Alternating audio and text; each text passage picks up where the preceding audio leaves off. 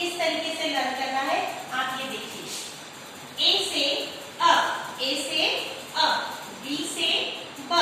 B से ब, सी से क और स, सी से क और स,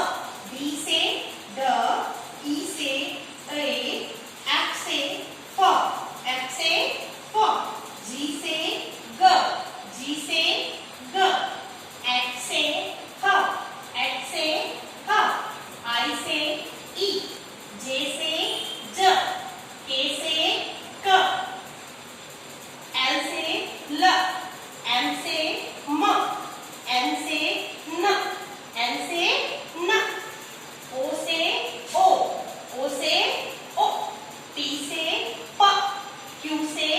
क, आर से र, एस से स, टी से ट,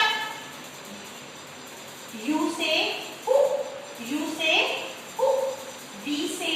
व, वी से व,